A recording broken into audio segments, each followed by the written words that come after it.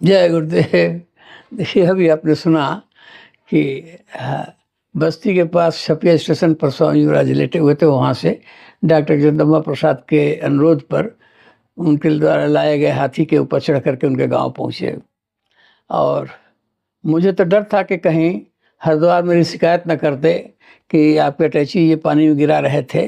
तो हम बार बार स्वामी महाराज के तखत के नीचे ही अपना वो लगा दिया है, आसन लगा दिया, और रात भर वहाँ सोते भी रहे, बैठे रहे, रखवाली करते रहे कि मेरी शिकायत करेगा तो मैं उसको काटूंगा, लेकिन उसने शिकायत नहीं किया।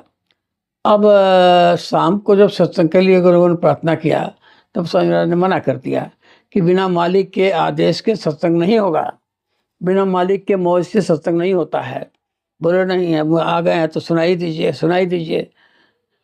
तो स्वामी महाराज ने थोड़ी देर के बाद कहा कि अच्छा, जय गुरुदेव। जय गुरुदेव वाले बोले, कहा कि भजन करवाने के लिए, आपको रास्ता देने के लिए ही मैं सत्संग करने जा रहा हूँ, अब आप लोग घर जाओ। नहीं गया, फिर लगे रहे। उसके बाद स्वामी महाराज ने लास्ट भेजा मुझको, जाओ देखो कितने आदमी हैं। तो हमने कहा सरकार 20-25 आदमी हैं। बोले क्यों, अभी तो 200 आदमी थे। तो बोला, हमने कहा कि सरकार पानी बरस रहा है। पानी बरसने लगा तो इसलिए सब लोग भाग गए। बोले हाँ देखो, ये असली होती है, ये मालिक की मौज होती है।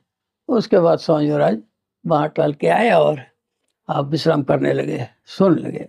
अब 3 बजे रात को स्वामी महाराज उठे तो गए पानी, कहा कि पानी ले आओ अंदर से।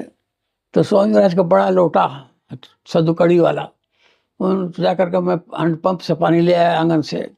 उसके बाद कहा चलो जंगल जाऊंगा। चलिए जंगल चले गए, और रास्ते में जा रहे थे तो चले जा रहे थे, हम पीछे से लोटा लेके पानी जा रहे थे। तो उन्होंने देखा कि एक पेड़ पर हाथी बंधी हुई है। बोले क्या है रघुनाथ? हमने कहा सरकार हाथी है। बोले कैसी हाथी है? हमने कैसी बतावें, वही जिस पर आप चढ़ के आए थे वही हाथी है। बोले हाथी इतनी छोटी होती है? हमने कहा हाँ, ऐसी हाथी होती है, हमने देखा है। बोले नहीं नहीं, हाथी इतनी छोटी नहीं होती है, ये तो बकरी है। फिर हमने कहा कि सरकार आपको लगता होगा, लेकिन हमको हाथी दिखाई दे रहा है। बोले हाथी है? अच्छा। लेकिन हम लोग उड़ीसा के जंगलों में जब स्वामी महाराज नहीं मिले थे, तो उड़ीसा के जंगलों में घुमा करते थे, तो बड़ी बड़ी हाथी देखी है मैंने, इसकी 1.5 गुना 2 गुना ऊंचा हाथी, बहुत तगड़ी, और वो पकड़ लेते, छोड़े नहीं। हमने कहा फिर क्या करें, आप घूमते होंगे, आपने देखा होगा, हमने तो इतनी बड़ी हाथी देखी है। तो उसके बाद स्वामी महाराज कहा कि अच्छा लाओ लोटा दो हमको। स्वामी महाराज हाथी के आगे बढ़े और 10 कदम के आगे लोटा ले लिया, चले गए मैदान अपना जंगल में फारिग होकर के, और आ गए, हाथ पड़ गया और लोटा पटक दिया उन्होंने। तो हमने वो लोटा उठा लिया। उसके बाद स्वामी महाराज आए, फिर वहीं हाथी के पास रुके। बोले क्या है? हमने कहा सरकार अभी तो आपने देखा हाथी है ये। तो बोले हाथी क्या कर रही है? हमने कहा हाथी तो झूम रही है। बोले हाँ, हाथी झूम रही है, अच्छा ये वही हाथी? हमने कहा हाँ सरकार, जिस पर आप चढ़ के आए थे। कहा नहीं, हम जिस पर चढ़ते हैं वो झूमती नहीं है। हमने कहा नहीं। कहना ये झूम रही है। हमने कहा हाँ। तो कहने का ऐसे आती है। हमने कहा हमको नहीं मालूम कैसी होती है।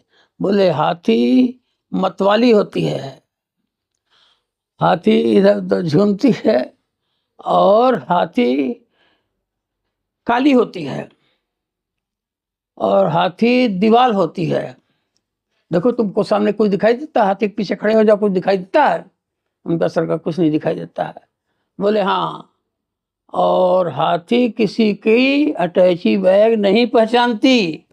तो हमने कहा सरकार, पैर पकड़ लिया मैंने, स्वामी जी कहा सरकार क्षमा कीजिए, गलती हो गई हमसे। कर नहीं, गलती नहीं, वो हाथी की गलती है।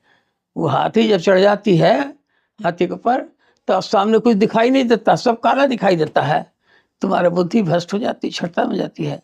इसी तरह से मन की जो हाथी है वो बहुत मतवाली होती है, वो हमेशा झूमती रहती है, मन की हाथी, और किसी का टैची बैग नहीं पहचानती। हम कहा सरकार हम नहीं पहचान रहे थे टैची बैग। कहना नहीं, तुम्हारी गलती नहीं है, सो हाथी गलती सबके पास है, जिसके ऊपर हाथी चढ़ी उसका यही हाल होगा। जय गुरुदेव। वही हाल।